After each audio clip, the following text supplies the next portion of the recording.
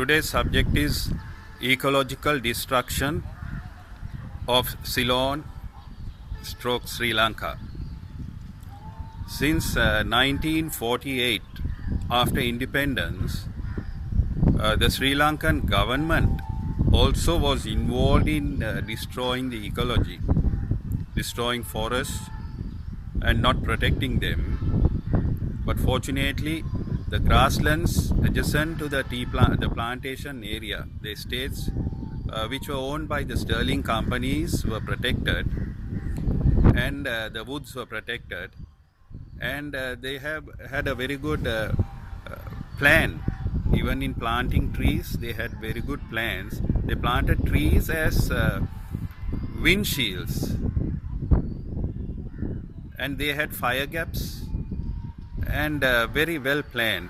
Unfortunately, our native people who came into governance, they did not have a vision for this country, because it was a very prosperous nation handed over on a platter, and these people were very successful in ruining the economy and the ecology of this country, and brought it down little by little up to 1970s. Then from 70 to 77, it started eroding a little faster, because with the nationalization of the estates, the estates were ruined, and even the river basins, rivers were not restored, and watersheds were not looked after, and the paths or whatever, the forestry programs were not properly maintained, and thereby many destructions took place. Even grasslands were invaded for human habitat. So that's how it came. Then thereafter, after 1977, the government which came into power, they also went on a big rampage to destroy the ecology, and they claimed that they opened the economy to make this country prosperous. But opening it, they didn't know that our country's economy was being screwed up. The dollar started going up almost 100%. It appreciated. Then thereafter, my goodness, the dollar, which was at 5 rupees in 77, by 2004, when Mahinda Rajapaksa took over, it touched over 100. Then in 2022, it almost went above 350.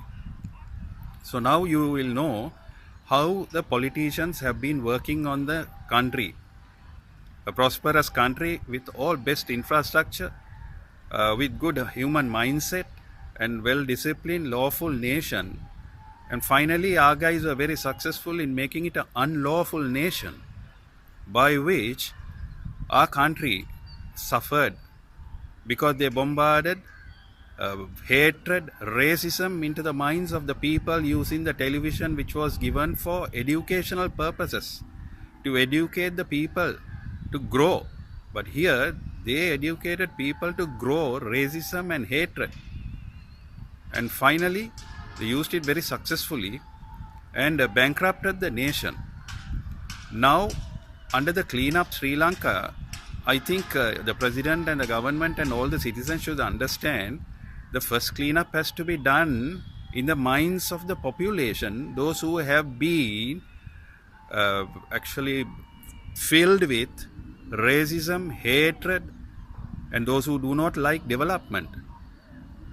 So such mindsets have to be clean, and everybody should be able to come out from their comfort zones as well as their difficult zones, in order to join together to rebuild this destroyed nation. Because our nation, actually we rebuild in the sense we have to only restore the nation, because we had the cable cars in Sri Lanka. Don't know how many of you know about this. And we had lovely aircraft runways. The Namanukula runway, which had been abandoned for 76 years, if you go and look at it, you will wonder why such resources have been abandoned by the people who govern this country. So though you should know the intelligence or the vision of those people. They weren't visionary people. If they are visionary people, such a beautiful runway like how runways are in Nepal, so we would have used that for high-end tourism. It is time for people to get together and start looking forward how we could build this nation. Now enough, we have given room for politicians to build. They cannot build. Only people have to come out from every village. People should think how they can beautify their village and how they can manage. They should have grasslands in order to see that no wild animals come and roam about. And they have to trim down most of the trees, because too many trees make it like a jungle, so wild animals try to come in. So those infiltrations have to be stopped. So for that, the people will have to start from the village. Then we go to the district level, then a provincial level approach, thereafter a national level. So I don't think our politicians are capable of thinking of such things to implement in this beautiful island. So I hope the youth, especially the youth who are in schools and who have just left schools, who are in colleges, you all should start thinking.